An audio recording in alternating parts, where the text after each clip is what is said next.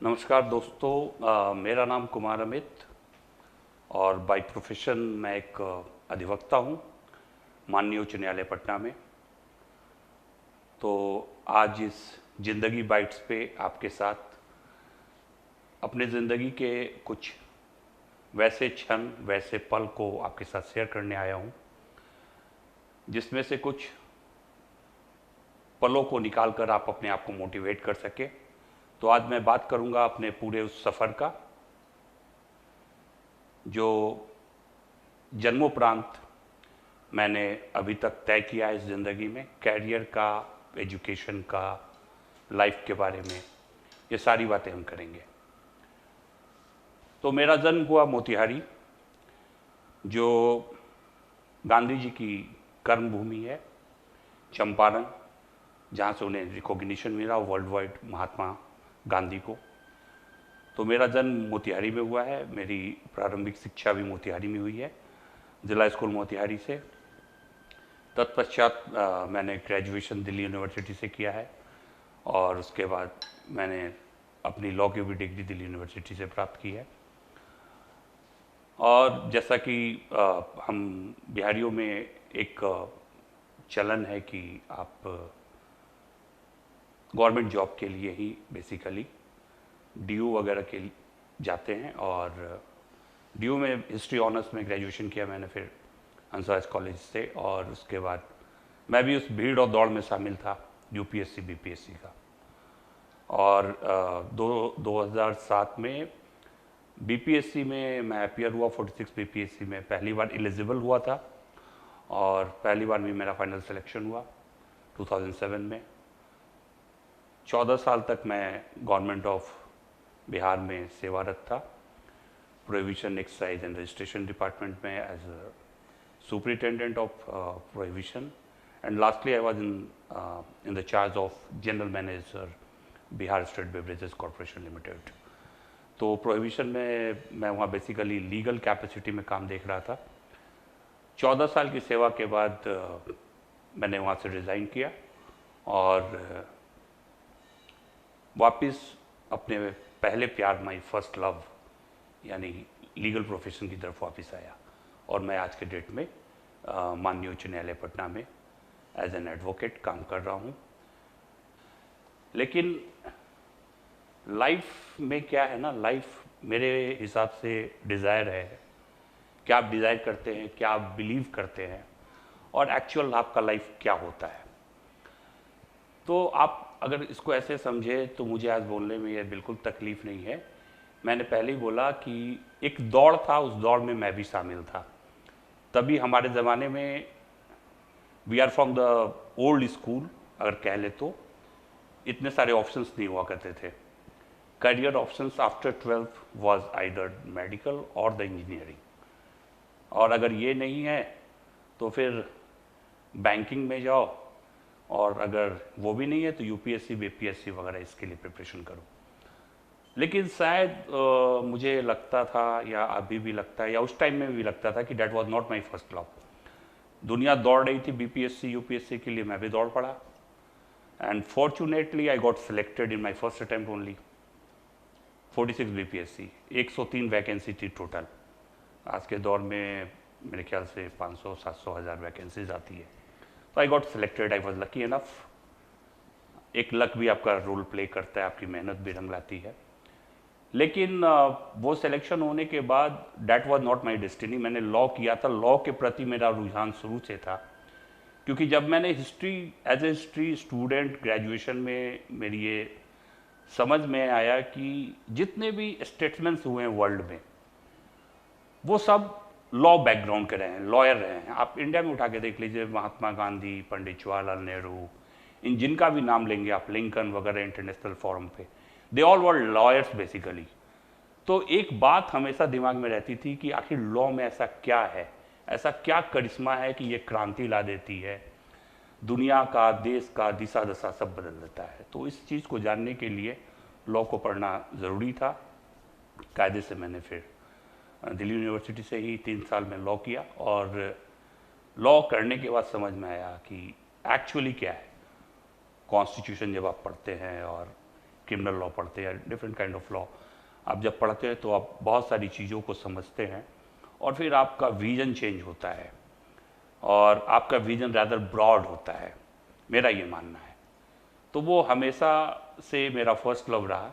14 साल की सरकारी नौकरी के बाद मैं वापस इस प्रोफेशन में आया। इसके पीछे दूसरा कारण ये है, वो सरकारी नौकरी मेरे लिए थी और मेरे परिवार के लिए थी।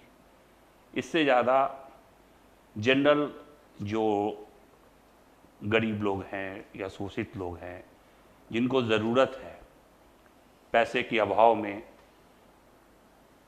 विधिक परामर्श की या मदद की, वो मैं नहीं कर सकता था गवर्नमेंट जॉब में रहते हुए। तो दिल में एक इच्छा थी, मैंने एक अपना मुकाम हासिल किया था, उनको मदद करना है।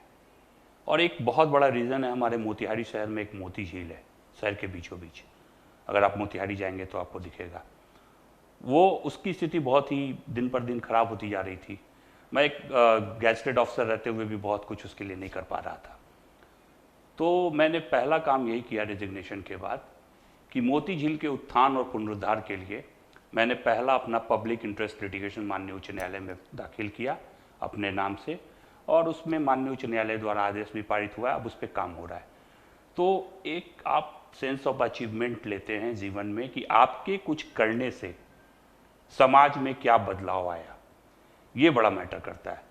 खुद के लिए तो आप कमा लेते हैं, खा लेते हैं, बट आप कुछ ऐसा कीजिए कि बाकी लोगों का भी उसका फ़ायदा और लाभ मिले। आप इंडिविजुअल नहीं होते हैं, आप एक आइलैंड नहीं होते हैं कि एक टापू है, आप सिर्फ अपने बारे में सोचें। अगर हर कोई सिर्फ अपने बारे में सोचेगा तो फिर समाज का, राज्य का, देश का कैसे क्या होगा। तो आप समझिए कि यही एक मेजर रीज़न था स्विच ओवर करने का। मुझे ये सिक्योरिटी हमेशा तकलीफ देती है, सेंस ऑफ सिक्योरिटी जो आपने कहा कि सरकारी नौकरी में you get a sense of security, 60 साल तक ये रहेगा। वो जीवन ही क्या जिसमें संघर्ष ना हो, और संघर्ष आप करते हैं तो आप शार्पेंड होते हैं और आप सतत आगे बढ़ते हैं। रही बात ये रिस्क, नेक्स्ट क्वेश्चन आपकी तरफ से मैं खुद अपने आप से करता हूँ कि 14 साल की नौकरी के बाद आप ये इतना बड़ा रिस्क क्यों ले सकते हैं कि आप श्योर शॉर्ट नौकरी को रिजाइन करके एक अनसर्टेन फ्यूचर की ओर जाना चाह रहे हैं। ठीक है, risk is always there, but बचपन में मैंने कहीं पढ़ा था, दृढ़ संकल्प से दुविधा की बेड़ियां कट जाती हैं। तो अगर आपका कन्विक्शन स्ट्रांग है, आप दृढ़ संकल्पित हैं, कुछ अच्छा करना चाहते हैं, तो ये सब दुविधाएं जो है स्वतः खत्म हो जाती है। रिज़ाइन किया मैंने, इस प्रोफेशन में एंटर किया और with in the span of 1.5 year I am doing good. I am not doing best but I am doing good, I will do best. और सेंस ऑफ अचीवमेंट है मेरे साथ। मुझे याद है बचपन में मैं 13 साल का रहूँगा, I lost my father in year 1992। तो लाइफ वाज ऑलवेज स्ट्रगलिंग, लेकिन एक विश्वास था, विश्वास अपने कर्मों पे, विश्वास ऊपर वाले पे। तो और मुझे ये लगता है कि जैसे मैंने पहले बोला, एक तो डिज़ायर, फिर बिलीव, आप विश्वास करते हो। अगर आप विश्वास ना करोगे तो आप कुछ, विश्वास हम अपने आप पे करते हैं, तो ये विश्वास आपका अपने पे, अपने कर्म पे होना बहुत ज़रूरी होता है। तो अगर आपका कन्विक्शन स्ट्रांग है तो life was a pleasant, not pleasant journey at that point of time. बचपन ऑब्वियसली, अगर आपके फादर नहीं है 13 साल की उम्र में तो आप समझ सकते हैं, but my mother was a strong pillar, she is still a strong pillar, और उन्होंने कभी कोई कमी नहीं होने दी, बहुत ही सपोर्ट किया और बहुत ही स्ट्रॉन्ग लेडी हैं वो। तो मोतिहारी के उस समय के बेस्ट इंस्टीट्यूशन में हमारी पढ़ाई हुई, ज़िला स्कूल मोतिहारी। उसमें एडमिशन लेने के लिए, आज की स्थिति दयनीय है अदरवाइज़, लेकिन उस समय क्या था कि अगर वहाँ आपको एडमिशन लेना है तो आपको एंट्रेंस टेस्ट क्वालिफाई करना पड़ता था, बहुत लिमिटेड नंबर ऑफ सीट्स होते थे। वहाँ से हम लोगों ने किया 8 to 10th के बाद 11th 12th मोतिहारी से किया MS कॉलेज में। At that point of time I used to play badminton, मेरा एक शौक था, वो खेलता था मैं। और 12वीं के बाद मैं सीधा दिल्ली चला गया, ग्रेजुएशन वहाँ से किया, हिस्ट्री ऑनर्स। शुरुआत के दिनों में Satyawati college, then Hansraj college, और उसके बाद वही लॉ करने की इच्छा जाहिर हुई 2001 टू 2004। दिल्ली यूनिवर्सिटी से ही लॉ फैकल्टी से लॉ किया। उसके बाद वो भीड़ में शामिल हो गया जो बीपीएससी और यूपीएससी करती थी। तो पहले अटैम्प्ट में बिहार वापस आना था, तो आया, 14 साल काम किया। इस बात का मुझे कोई अफसोस नहीं है कि मैंने नौकरी छोड़ी या वो 14 साल मेरा जाया गया। उस 14 साल पे मैंने बहुत अच्छे ढंग से I made so many professional and social relations also. I did my job wonderfully. Seniors का हमेशा स्नेह और आप ये कह लें आशीर्वाद भी मिला अच्छे कर्मों के लिए। I got awarded also, Honorable CM awarded me for my good work in the department। तो वो 14 साल के अनुभव को लेकर आज मैं इस नए प्रोफेशन में आया हूँ। और यहाँ पे जैसा मैंने बताया कि मेरा ये प्रोफेशन मेरा तो है ही, बट इसके सहारे मैं वो सब काम भी कर रहा हूँ जिसमें जैसे कोई ऐसा गरीब आदमी है जिसको कानूनी सहायता चाहिए, वो अफोर्ड नहीं कर पा रहा है, तो we are serving them also. Otherwise अपने लिए तो मेरा चल ही रहा है, लेकिन इस तरह के जैसे कि आपको मैंने बताया मोती झील के इन्वायरमेंटल जैसे मुद्दे पर और भी बहुत सारे कुछ सोशल इशूज एंड कॉजेज़ हैं, उस पर हम काम कर रहे हैं। तो आज के डेट में ये 1-1.5 साल का ये जो जर्नी है लीगल प्रोफेशन में, this is giving me a sense of achievement also. ठीक है, बहुत ज़्यादा नहीं है, but in due course I will achieve. तो ये रहता है। हाँ, एक बात मैं इसमें ज़रूर जोड़ूंगा, जब आप इस तरह का कोई फर्म डिसीजन लेते हैं, when you switch over from established secure job to a non secure field, मतलब आप सरकारी नौकरी में गेस्टेड अफसर हैं और आप वकालत करने चल दिए, तो लोग, जो आपका समाज है, वो आपको सर्टिफिकेट देना स्टार्ट कर देता है। वही समाज आज से 14 साल पहले आपको सर्टिफिकेट दे रहा था, अरे वही क्या काबिल आदमी है, पहले अटेम्प्ट में बीपीएससी निकाल लिया फाइनली। फिर 14 साल के बाद जब ऑल ऑफ अ सडन आप रिज़ाइन करते हैं, आप नए फील्ड में जाना चाहते हैं, तो क्या हो गया, कुछ गड़बड़ हुआ होगा। मेरा ये कहना है कि अगर आपने अपने लाइफ के लिए कुछ इस तरह का रिवॉल्यूशनरी डिसीजन लिया है, तो ये आपका डिसीजन है। You don't need certification from the world outside. दुनिया के लोग आपके कर्मों के लिए आपको प्रमाण पत्र नहीं देंगे। अगर आप सही हैं तो ये सर्टिफिकेशन आपको खुद देना। रहा बात वर्ल्ड को, वो भीड़ में, उस दौड़ में शामिल होकर आप बीपीएससी इसलिए करते हैं क्योंकि आपको दुनिया को प्रमाणित करना होता है कि yes you are the best, you are amongst the best. ठीक है, तो यहाँ भी जब आप अच्छा परफॉर्म करेंगे, वही सर्टिफिकेट समाज फिर आपको देगी कि अच्छा आप वहाँ भी कमाल थे, आप यहाँ भी कमाल है। मेरा ये कहना है कि आप अपने आप के प्रति ऑनेस्ट रहें, ट्रू रहें।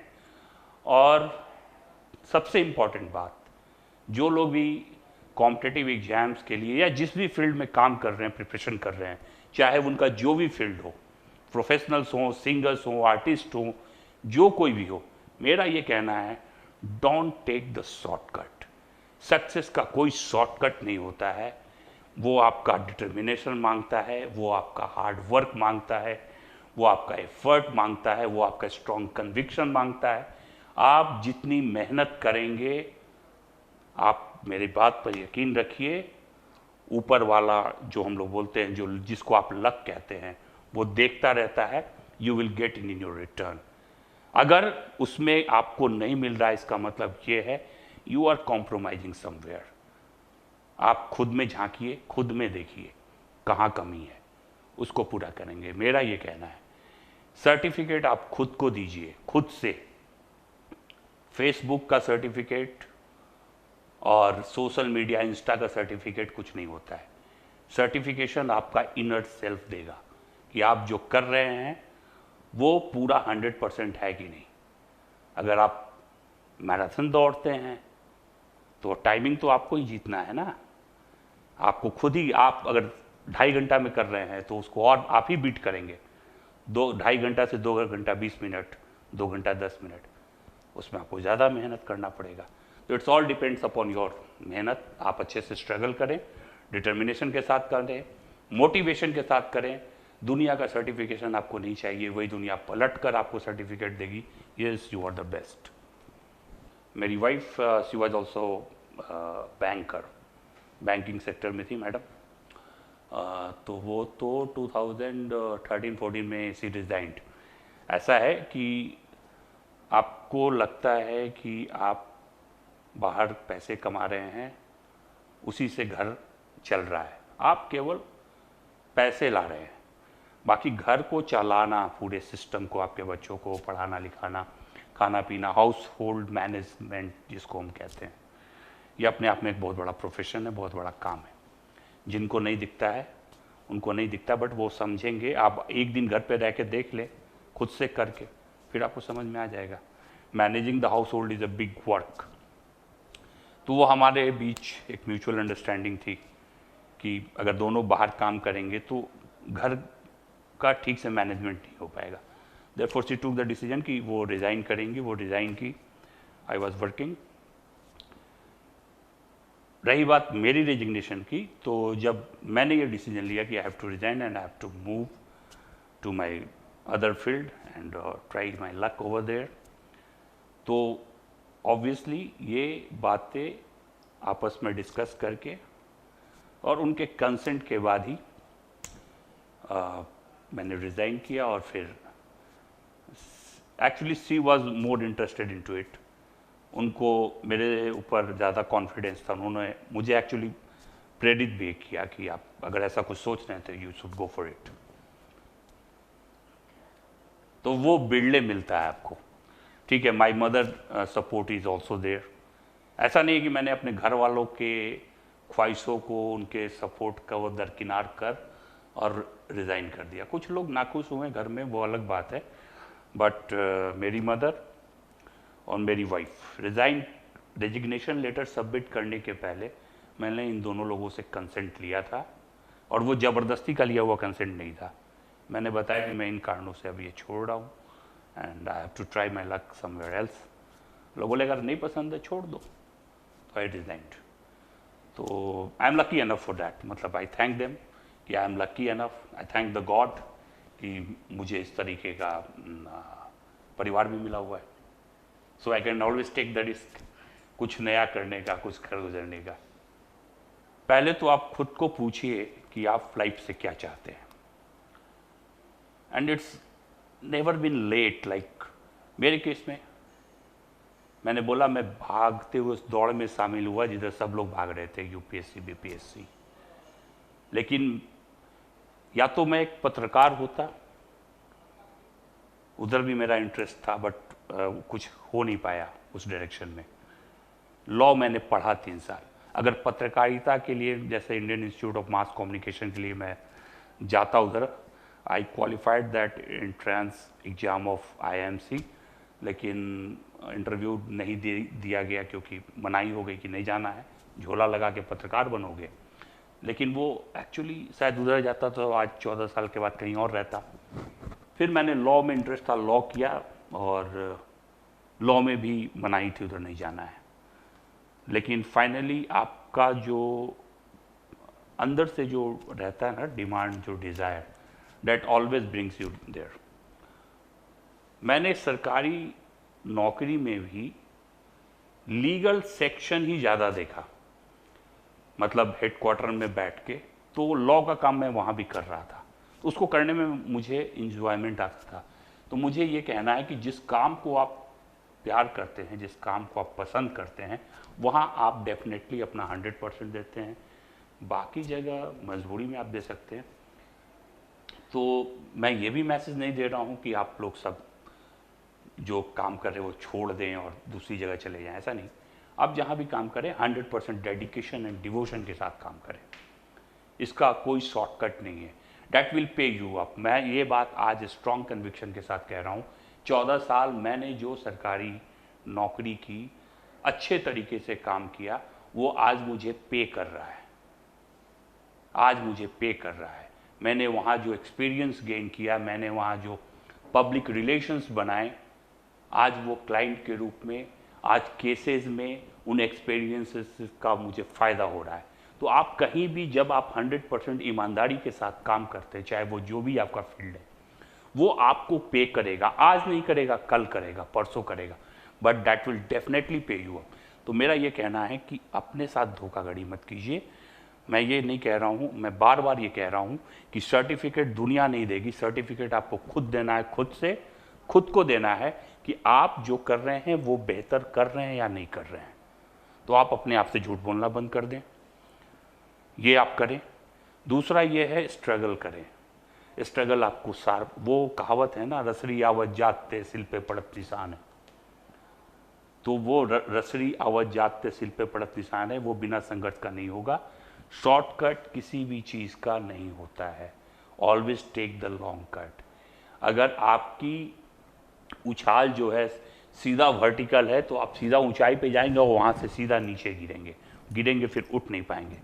एक डायगोनली जो आपका इस तरीके से उछाल होता है, वो उछाल सही होता है।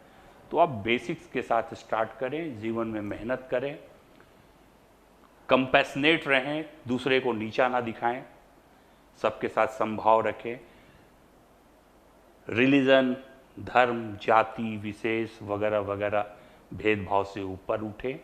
इन सब चीज़ों से कुछ हासिल नहीं होगा। राजनीति वगैरह इन मुद्दों पे लड़ना छोड़ें। आपका जो काम है उसको प्रायोरिटी में रखें। आज के डेट में आपको, हम ओल्ड स्कूल के हैं, हम इसलिए बोल रहे हैं कि अब हम लोगों ने फेसबुक इंस्टा में आए। हमारे कॉलेज के टाइम में ये सब चीज़ें नहीं थी। तो आजकल के जो बच्चे हैं उनको खास करके मैं बोलूँगा, मैं ये नहीं बोलूँगा कि फेसबुक, इंस्टा और व्हाट्सएप बंद कर दो, but if you are a student you set a time limit. शाम में 4 से 5 ही हम फेसबुक, व्हाट्सएप और इंस्टा एक्सेस करेंगे। One you get your position, आप एक जॉब ले लें, आपका जो सपना है उसको अचीव कर लें, फिर आप दिन भर लगे रहें फेसबुक, व्हाट्सएप, इंस्टा पे, रील्स पे। क्या हो रहा है आप देखिए ना, प्लेग्राउंड नहीं है। हम लोग के टाइम में बचपन में खेलने की जगह होती थी। स्कूल से आने के बाद सारे बच्चे खेलने जाते थे, कबड्डी, गिल्ली डंडा, क्रिकेट, व्हाटएवर जो भी है गेम होता था। पसीने निकलते थे शरीर से, ठीक है। घर आओ तो डांट पड़ती थी, पूरा धूल धूसरित हुआ हुआ, जाके नहा के आओ, पैर हाथ धो के आओ। आज आप कितना देखते हैं, आजकल तो बच्चा लोग मेरे ख्याल से ड्राइंग रूम में बैठ के सारा गेम तो वो मोबाइल पे खेल रहा है, सारा कार्टून, उसकी फिजिकल एक्टिविटी बंद है, वो जंक फूड्स खा रहा है, आप बड़े प्यार से खिला रहे हैं, पिज्ज़ा खा ले बेटा, बर्गर खा ले। तो इस पर अगर मैं ये बात बोल रहा हूँ तो मैं इसको इम्प्लीमेंट करता हूँ, इसलिए मैं ये बात दावे के साथ बोल रहा हूँ। आप जो खिलाएंगे बच्चा आपका वही खिलाएगा। बीइंग अ बिहारी, भूजा मुझे बहुत पसंद है, तो मैं आपको बता दूँ, मेरे छोटे बच्चे हैं 5 साल के, 10 साल के, दे ऑल्सो लव भूजा।